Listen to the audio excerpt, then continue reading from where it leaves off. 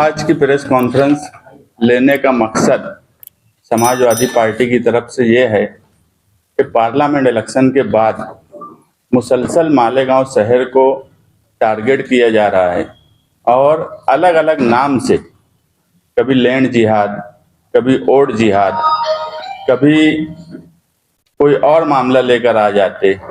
अभी जो है बीजेपी के किरीट सोमैया जो मुसलसल मालेगांव आ रहे हैं, आगे भी आने वाले हैं, ऐसा हम सुन रहे हैं, जो ये बोलते हैं कि मालेगांव शहर में 1500 बांग्लादेशी रहते हैं जिन्होंने जन्म दाखिला नून करवाया।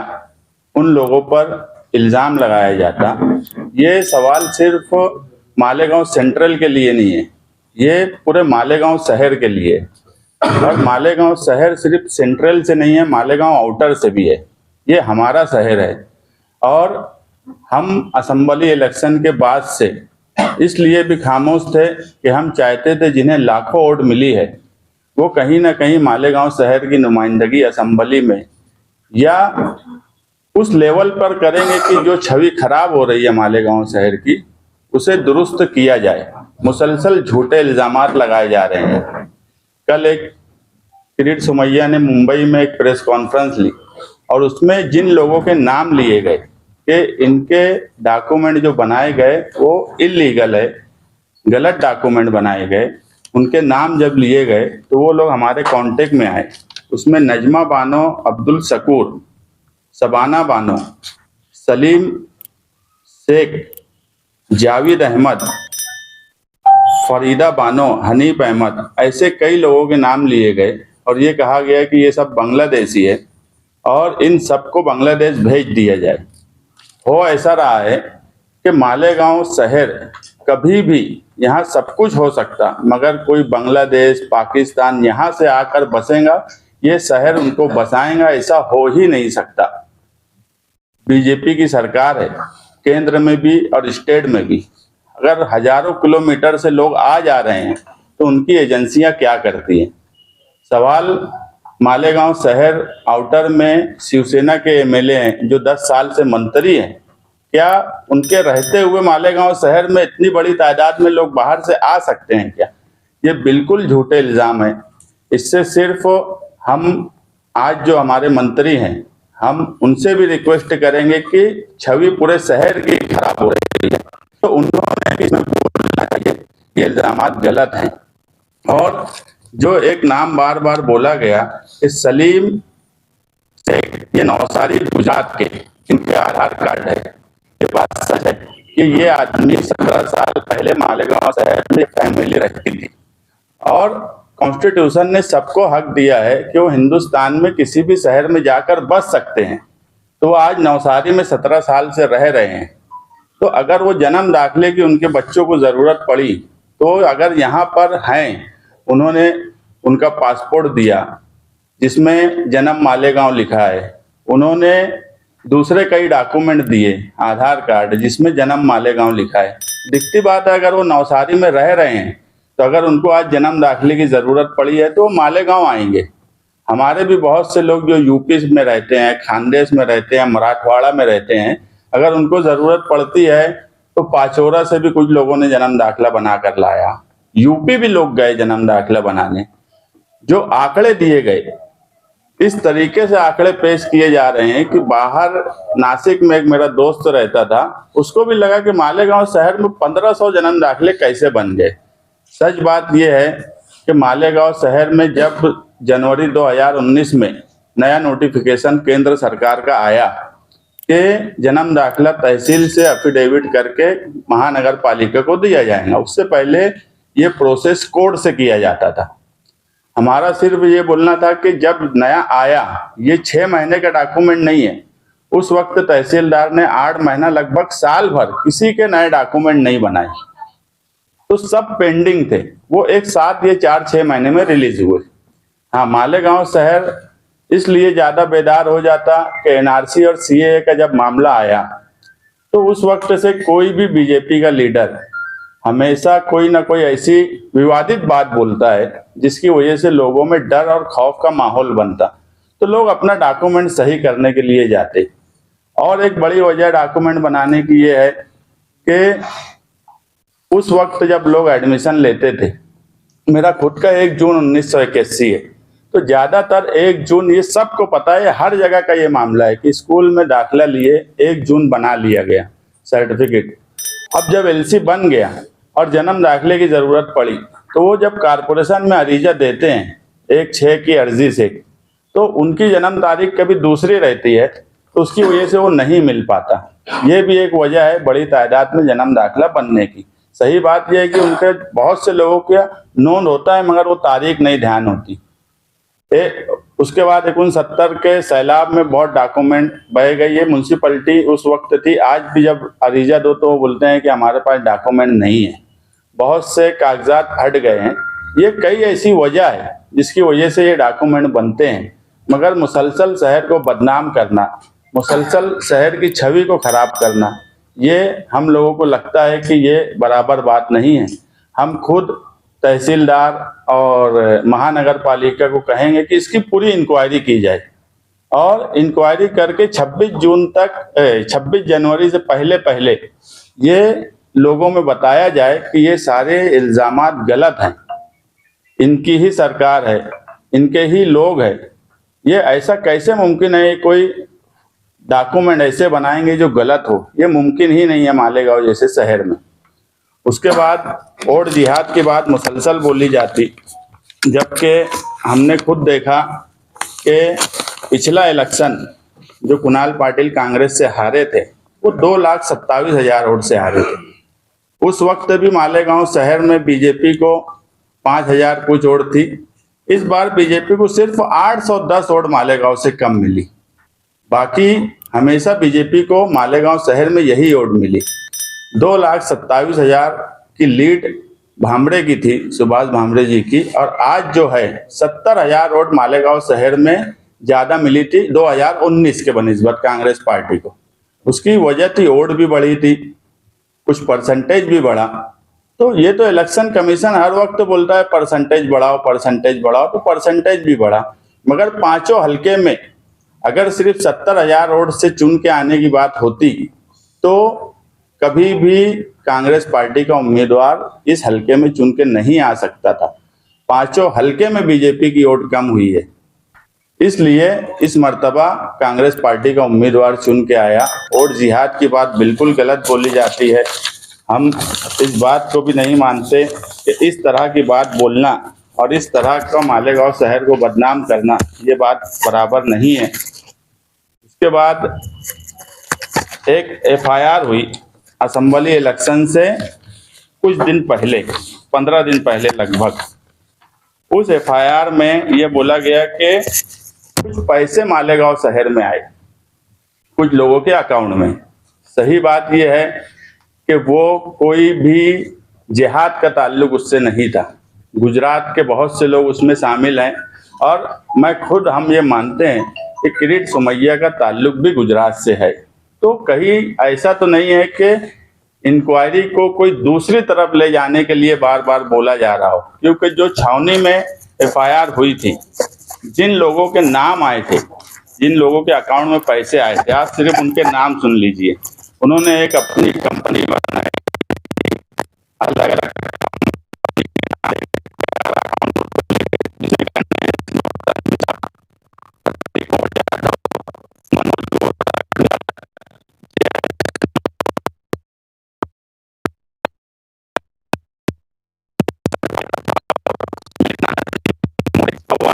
जाधव, दिवाकर, कैलाश घुमरे, दत्तात्रेय, कैलाश उसीरे, ये लोगों के अकाउंट में करोड़ों से पैसा आया। हम ये नहीं मानते कि ये कोई इनका कोई मकसद कोई आतंकवादी या इस तरह का था, इनको कोई लालच दिया गया होगा, क्योंकि ये शहर, निहाल साहब बोलते थे, लोभी गांव में लबाड़ भूखा नहीं मरता। बस ये शहर की सबसे खराब बात ये है कि यहाँ पर कुछ लोभी लोग, अपने कुछ लबाड़ लोगों की वजह से ये शहर बदनाम होता है, बाकी दूसरी कोई वजह नहीं है। आप सोचो अगर ये सारे नाम मुस्लिम होते तो क्या होता? उनको जेल में डाल दिया जाता और कई तरह के इल्जामात लगाए जाते। हम ये नहीं बोलते कि इनको जेल में डाल दिया जाए, मगर चौकसी होना चाहिए। जब एटीएस चौकसी कर रही, ईडी चौकसी कर रही है, उसके बाद पुलिस स्टेशन मालेगांव के पुलिस स्टेशन में एफआईआर हुई है, वो चौकसी कर रहे हैं, तो बीजेपी की खुद की सरकार है, तो क्या उनको अपनी एजेंसियों पे भरोसा नहीं है जो मुसलसल इल्जामात लगा रहे हैं?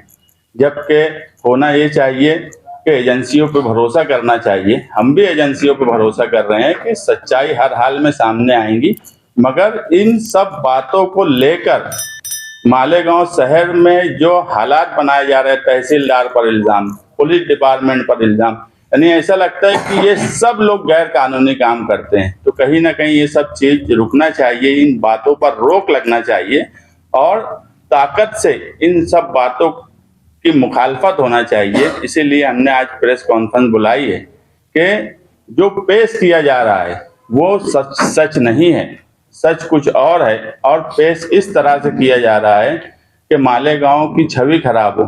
आज जो है तहसील और प्रांत में जो एफिडेविट होते थे वो बंद कर दिए गए, नए एफिडेविट, ये किसका नुकसान हो रहा है? शहरियान का नुकसान हो रहा है।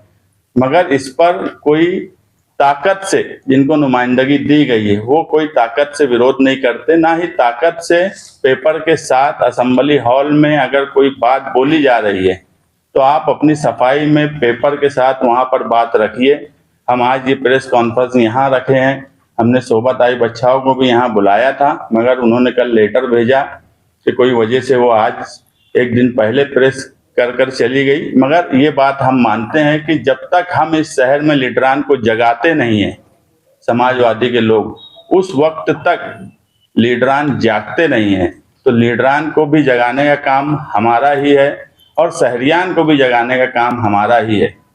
मुझे तड़ीपार की नोटिस दी गई जो कि बिल्कुल गलत नोटिस थी।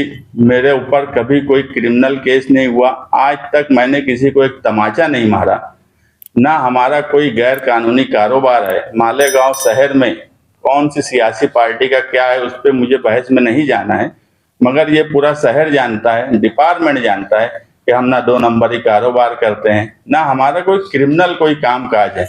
हम सिर्फ और सिर्फ अगर करते हैं तो लोगों की सेवा के लिए जो काम होना चाहिए और जमहूरियत ने जो हमको हक दिया है उस पर ही हम हमेशा बात करते हैं। और उसके लिए अगर हम पर सियासी केस होता है तो ये एक आंदोलन और तहरीकी शहर में ये चीज़ें हमेशा से होती रही है, मगर मुझे अकेले को बार बार टारगेट करता है। जबकि आप देखेंगे इस हिस्से के कुछ लोग जो मुसलसल मालेगांव शहर के हालात खराब करने की तरफ जाते हैं, उनके ऊपर पुलिस कार्रवाई नहीं करती। शिवाजी महाराज मुजस्समी पर जब सिविल हॉस्पिटल इस तरफ शिफ्ट करने की बात आई कुछ डिपार्टमेंट को, तो हमने एक आंदोलन किया। हमारे पास उस वक्त परमिशन था, उसके बाद भी पुलिस ने मुझ पर केस की।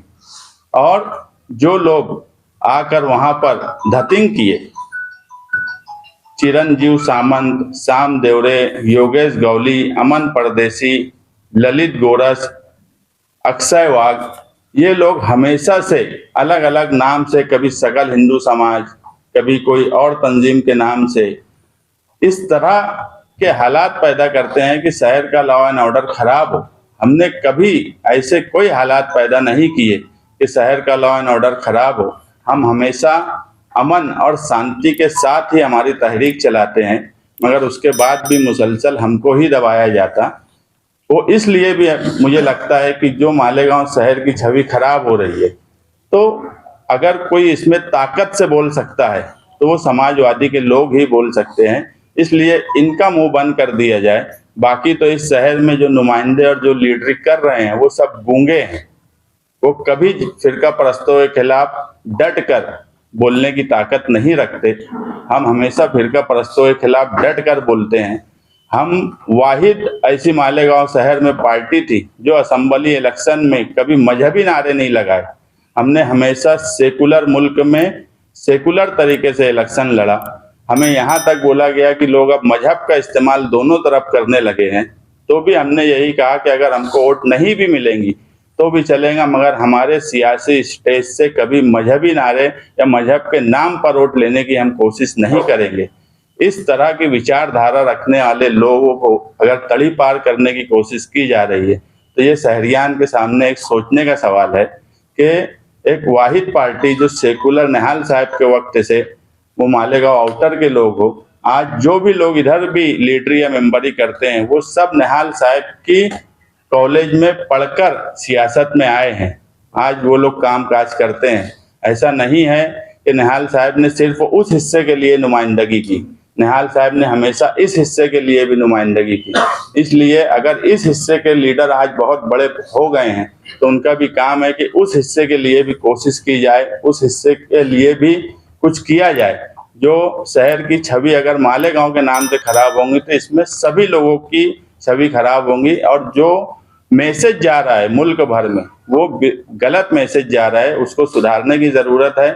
आज यहाँ प्रेस कॉन्फ्रेंस किए हैं, अगर हमको ज़रूरत पड़ेगी हम अबू आसिम आज़मी साहब जो हमारे लीडर हैं उनसे भी बात किए हैं कि नेशनल मीडिया में मुंबई में प्रेस वालों को बुलाया जाए और सारे डॉक्यूमेंट के साथ बताया जाए कि ये जो हो रहा है ये गलत हो रहा है। कॉलेज थे, ऐसा लगता है कि या ऐसा है कि वो यूनिवर्सिटी थी और माजी में निहाल साहब ने फिरका परस्तों के खिलाफ ऐसी तहरीक चलाई कि उनको तड़ी पार करना पड़ा। तो आप आज क्या करेंगे कि ऐसा कुछ हो जाए? देखो, आज ऐसा है कि ये सारी चीज शहर जिसको ताकत देता है, उस वक्त निहाल साहब को ताकत दी गई तो निहाल साहब ने तहरीक चलाई। हमको ताकत नहीं भी शहर ने दिया तो भी हम शहर के लिए कोशिश कर रहे हैं और कोशिश करते रहेंगे। मगर फर्क सोचने का ये है कि जब निहाल साहब को शहर ने ताकत दी तो उन्होंने फिरका परस्तों को तड़ी पार किया, मगर आज शहर जिनको ताकत दे रहा है वो क्या कर रहे हैं ये उनको सोचने की जरूरत है। 26 जनवरी तक अगर ये मामले में पूरी इंक्वायरी करके अवामी तौर पर महानगर पालिका या तहसीलदार सही और झूठ को लोगों के दरमियान नहीं लाएंगे तो 26 जनवरी के बाद हम इस मामले में तहरीक चलाएंगे। आपके पास ताकत नहीं है आज अवामी सतह पे, तो एक कानून का रास्ता खुला है आपके पास, तो कानून की मालूमात भी बहुत है, पीआईएल दाखिल कर सकते हैं। तारीख आपकी पीछे की रही है कि आपने कई पीआईएल दाखिल की है। ये बात बिल्कुल सही है, इसमें हमने वकीलों से मशवरा भी किया, लेकिन ये है कि कुछ चीजें इंक्वायरी में हैं तो हम भी चाहते हैं, हम सियासी भी है और कानूनी भी है। सियासी ताकत का सवाल ऐसा है कि लोग आज भी अगर किसी की तरफ देखते हैं कि शहर में अगर कुछ हो रहा है और कोई इसको सही कर सकता है तो हमारी ही तरफ देखते हैं। तो हम तहरीकी रास्ता भी अपनाएंगे और ज़रूरत पड़ेगी तो कानूनी रास्ता भी अपनाएंगे। ये जो बांग्लादेशी का इल्ज़ाम लगा है इस पर हम हर हाल में, अगर मामला साफ नहीं हुआ तो हम हर हाल में इसमें कानूनी रास्ता क्या होगा उसकी तरफ जाएंगे, क्योंकि ये बोला जाता है, मैं कल किरीट सोमैया का बयान सुन रहा था कि आसाम, झारखंड, बंगाल वहाँ के एजेंट मालेगांव में घूम रहे हैं। ऐसा मुमकिन नहीं है, बिला वजह की बातें बोली जा रही है और ये सब चीज़ें खत्म होना चाहिए। सिर्फ अपनी सियासी दुकान चलाने के लिए ये सब इल्ज़ामात लगाए जा रहे हैं, इसलिए जब ज़रूरत पड़ेगी हम दोनों रास्ता अपनाएंगे। मगर कोई हमको तड़ी पार की नोटिस दे देगा तो हम डर जाएंगे उसमें कि हम कभी नहीं है, ना हम कल डरे थे ना हम आज डरने वाले हैं। किरीट सोमैया ने कहा कि एक महीने में 1500 दाखिले, क्या वजह है कि 1500 लोगों ने दाखिले बनाने के लिए अर्जी दी और एक ही वक्त में दी? नहीं, तो वो ये शक की सुई जो है ना, उन्होंने जो इसका इजहार किया कि भाई 1500 दाखिले, इससे पहले भी हुआ है, एक महीने में मालेगांव शहर में 3000 दाखिले बने, लेकिन ये 1500 दाखिले क्यों बन गए? क्या लोगों ने अभी तक के दाखिले बनाए नहीं है? लोगों के पास में दाखिले है नहीं मालेगांव में, ये भी तो एक वजह हो सकती ना उनके शक की। देखो, बात ऐसी है कि एक महीने में वो बात आधी बता रहे। जनवरी 2023 में नया कानून आया कि तहसील से एफिडेविट करके महानगर पालिका में देना है। आज जनवरी 2025 में हम बैठे हैं, 2 साल का वक्फा है। लोगों ने अरीजा देते रहे, बहुत से अरीजे, जब कोर्ट का मामला था वो वकील फीस ये वो, जब लोगों को लगा कि इस तरह का कानून आने वाला है तो लोग रुक गए। अरीजे जब से धीरे धीरे दिए जा रहे हैं, तहसील ने वो सारे अरीजे पेंडिंग रखे थे अलग अलग इलेक्शन का वक्त था, पार्लियामेंट का इलेक्शन था, दूसरे कई वजह बता के, क्योंकि मैं खुद भी तहसील में एक दो मामले में पूछने गया तो बोले अभी ये इलेक्शन है, फिर असेंबली की तैयारी है, तो सब पेंडिंग किए गए थे। वो सारे पेंडिंग काम, बहुत से सरकारी दफ्तर में ऐसा होता है कि अभी आप देखेंगे 65 साल का जो योजना है बेवा फंड, इसके अरीजे एक साथ मंजूर होते, अरीजे 4-6 महीने से दिए जाते, मगर मंजूर एक साथ होते, 500 के 500, 700, 800 की तादाद में मंजूरी मिलती, कुछ लोगों का नहीं मंजूरी मिलती। मगर अब उसको हम ये थोड़ी बोलेंगे कि ये 15 दिन में सब हो गए, ये तो सरकारी डिपार्टमेंट का मामला है कि वो पेंडिंग करते जाते, पेंडिंग करते जाते। तो ये 1 महीने में बने हुए डॉक्यूमेंट नहीं है, 2 साल के डॉक्यूमेंट है, 1500।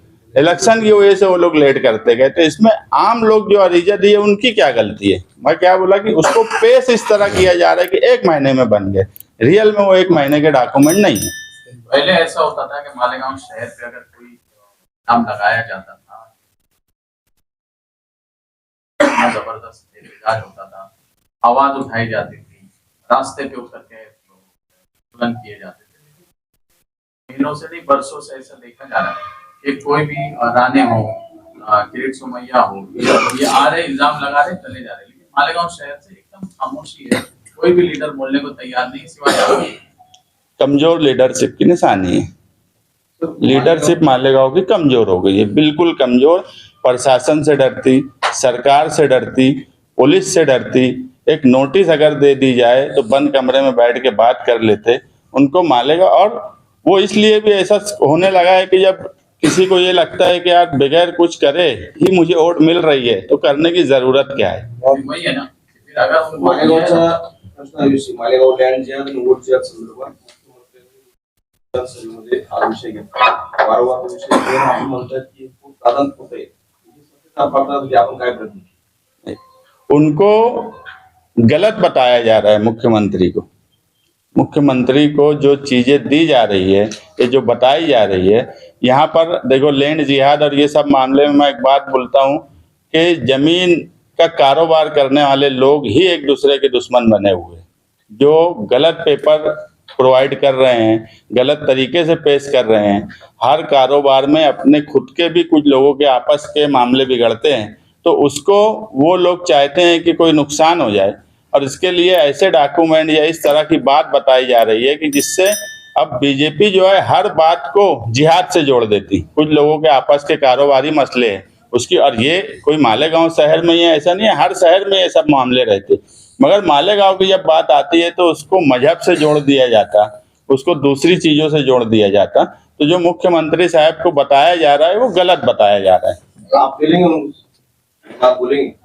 हम अबू आसिम आजमी साहब से बात करेंगे, क्योंकि हम तो डायरेक्ट मिल नहीं सकते। अबू आसिम आजमी साहब, अगर हमारी बात उनसे होने वाली है, प्रेस कॉन्फ्रेंस की बात हुई है, उनसे हम बोलेंगे कि मुख्यमंत्री साहब से भी टाइम ले और उनके सामने भी सारे डॉक्यूमेंट रखे जाएं। मैं बोला कि पूर्ण ताकदीने विरोध करण्यासाठी तुम्ही सर्वपक्षीयांना काही आवाज करणार। हाँ, माजी में ऐसा हुआ था, असलाह मिला, बम ब्लास्ट हुआ, तो जहां से सबको जोड़ लेते थे। आप अभी अकेले ये चल रहे हैं, आपके पास ताकत कम है, तो सबको जोड़ने का काम क्यों नहीं करते आप? हम लोग इलेक्शन के बाद से ये महसूस कर रहे थे कि जिनकी जिम्मेदारी है, आवामी नुमाइंदा जो होता है वो आवाम को जवाबदेह होता है, लेकिन हम लोग जो यहाँ महसूस कर रहे हैं कि जब आवाम पे इल्जाम लगाया जाता है, शहर पे इल्जाम लगाया जाता है, तो आवामी नुमाइंदा खामोश रहते हैं और वो सरकार और प्रशासन को और शासन को जवाब दे। ये जमहूरियत नहीं है। इसलिए हम लोग ये देखते रहे कि जिनकी जिम्मेदारी है वो बोलते हैं कि नहीं बोलते। अब उन्होंने नहीं बोला तो मजबूरन हम जो है, हम सियासी लोग हैं, हम अवामी नुमाइंदा, हमको चुन कर नहीं दिया गया, लेकिन जो एक तारीख रही है हमारी साथी न्याय अहमद साहब की, इसलिए हम अपने आप को जवाब देते कि शहर पे जब आफत आई तो हम खामोश रहे, ये हम जवाब देते अपने आप को। इसलिए हम लोगों ने ये प्रेस कॉन्फ्रेंस ली, और इस प्रेस कॉन्फ्रेंस के जरिए जो जो लोगों की जिम्मेदारी है उनके खामोश रहने के बाद हम आज अपने दिल जो हमारा कचोच रहा था, तो आज प्रेस कॉन्फ्रेंस ली। उनका भी काम है कि वो भी खुलकर, जिसकी जो हद है, हमारी हद ये है कि हम आज प्रेस वालों के सामने मालेगांव शहर को साफ जो सही छवि थी वो बताया। हमारी हद ये है कि बहुत हुआ हमारे लीडर से मिल के नेशनल मीडिया के सामने बोलेंगे, लेकिन एक आवामी नुमाइंदा जो लोगों की ओर से चुन के आया है वो असंभव है। अवाम ने बोल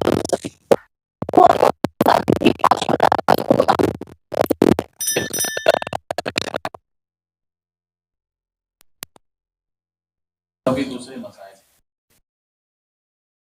बात से जो खामोशी सबकी नजर आ रही है, जिनको 1 लाख वोट मिले वो भी और जिनको कम वोट मिले वो भी, सारे लोग खामोश थे। तो क्या मालेगांव शहर के आवाम को हवा पे छोड़ दिया सारे लीडरों ने? मैंने कहा ना कि हम अपने आप को जवाब देते, इसलिए शहर का जो छवि निहाल अहमद मालेगांव ये था। इसी जब शहर पे आफत आई तो ये हमारी जिम्मेदारी थी हम अपने आप को जवाब देने के लिए, शहर की छवि सुधारने की जो सही बात थी, सही छवि थी वो रखने के लिए।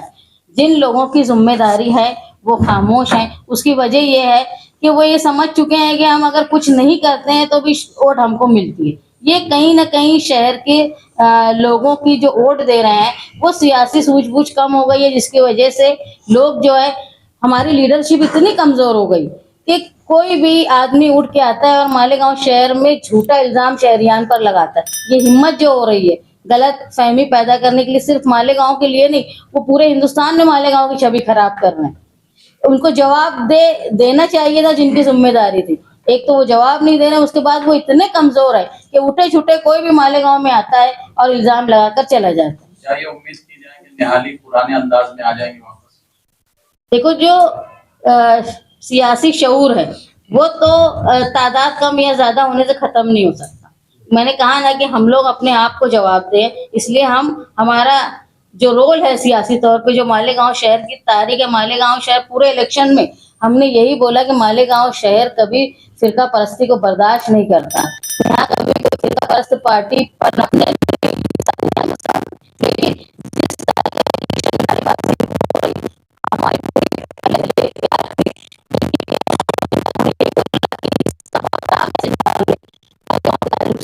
हिंदुस्तान जाने वाला है, लेकिन लोगों ने इस बात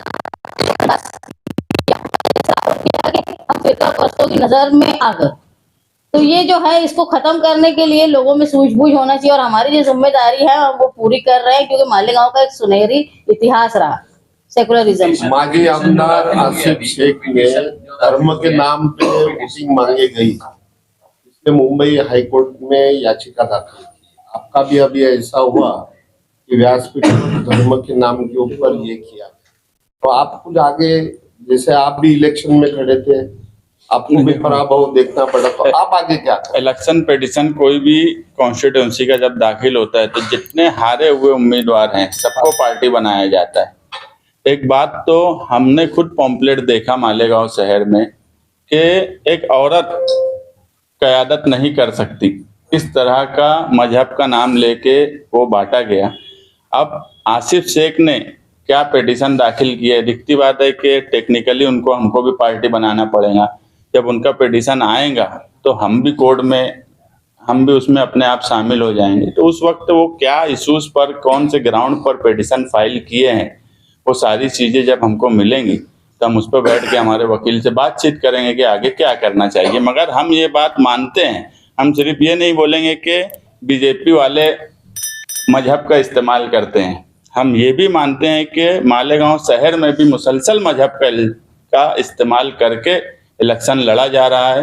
मुसलमानों को भी मजहब के नाम पर का इस्तेमाल किया जाता है। हम कभी भी एक साइड में नहीं बोलेंगे कि बीजेपी वाले हिंदुत्व का इस्तेमाल करते हैं, लेकिन उसके कंपेयर में दूसरे कुछ लोग भी मुसलमानों का इस्तेमाल कर रहे हैं और वो मालेगांव शहर में हुआ, इसलिए मालेगांव शहर की छवि खराब हो रही है। मुस्तकिल में जब न्याज साहब लीडरी करते थे शहर में, अक्सर उनकी पहचान ये रही है कि वो एक आवाज देते थे और पूरा शहर उनके साथ आंदोलन करने खड़ा हो जाता था।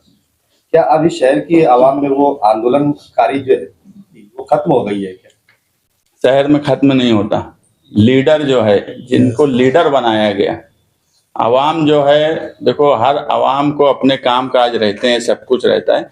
लीडर जब पहले आएंगे, अभी कल मैं देखा कि सोबत आई बच्चा ये बोली कि मैं मालेगांव शहर के पीछे रहूंगी। लीडर पीछे नहीं रहता, लीडर को आगे रहना पड़ता, तो आवाम साथ में रहेंगी, आवाम में हिम्मत उस वक्त आएंगी। मगर अब लीडरान और हमारे यहाँ के नुमाइंदे तो बहुत पीछे रह रहे। हम अब ये चाहते हैं कि वो आगे रहे और हम उनके पीछे खड़े रहें, ताकि वो भागना चाहे तो हम भागने ना दें। लीडरान को जगाने की बात कर रहे हैं आप, ऐसा क्या करेंगे कि लीडर जागे? लीडर तो ऐसा है कि सो रहे हैं कि कुंभकर्ण जैसे सो गए। नहीं नहीं, अगर लीडर नहीं जागेंगे तो आवाम जागेंगी, और जब आवाम जागती है तो फिर सबको मालूम है क्या होता। मुस्तकिल भाई, शहर को बदनाम करने की कोशिश की जा रही है और जिहाद से जोड़ा गया, बांग्लादेशी से जोड़ा गया, तो शहर की जो दीनी तंजीम है उन्होंने भी सामने आना चाहिए इसके लिए। आप क्या बात है? बिल्कुल सही बात है। अगर शहर की, मैं तो जमीयतुल उलमा की बात बोलूँगा कि जमीयतुल उलमा जैसी तंजीम जो डायरेक्ट सियासी काम अब करने लगी मालेगांव शहर में, जबकि उनके दस्तूर में कभी जमीयत के नाम से किसी की हिमायत करना नहीं था, अब जब डायरेक्ट वो सियासी हो गई है मालेगांव शहर तक, तो उनका भी काम है कि उनके ही सदर भी हैं जमीयत के, उनको भी सामने आना चाहिए, दूसरी तंजीमों को भी आना चाहिए। मगर मैं जो बोला कि हमेशा आप देखेंगे तो सियासी लीडर जो है उसको फ्रंट पे रहकर सबको संभालना पड़ता। जब सियासी लीडर ही फ्रंट पे नहीं आ रहा है तो तंजीमें कैसे आएंगी? अगर कोई केस दाखिल होगा, कुछ होगा, तो एक हर आदमी के पास की बात नहीं है। अगर मुझ पर 16 केस है तो मैं कहीं ना कहीं फ्रंट पे रहा इसलिए है, और वो सब सियासी केसेस हैं, कोई ऐसा नहीं कि कोई क्रिमिनल केस है। तो हमने हमेशा तंजीमों को जोड़ा। मैं फिर यही बोलूँगा कि हम वापस सब लोगों को जोड़ेंगे। 26 जनवरी के बाद हम सब लोगों को जोड़ने का काम करेंगे। उस वक्त तक हम हमारे शहर की छवि किस तरीके से सही हो उसकी कोशिश करेंगे, और नहीं हुई तो फिर हम सबको जोड़कर तहरीक का रास्ता अपनाना पड़ेगा, तहरीक का रास्ता अपनाएंगे, जो भी कानूनी रास्ता अपनाना पड़ेगा वो रास्ता अपनाएंगे। शहर को मालेगाव जोड़ने के- शहरातल्या लोकप्रतिनिधींवर आरोप करताना दादा भुसेंचं नाव घेतलं अप्रत्यक्ष. तुम्हाला काय अपेक्षा आहे की भुसे साहेबांनी काय केलं पाहिजे होतं? ते महायुतीत आहेत म्हणून.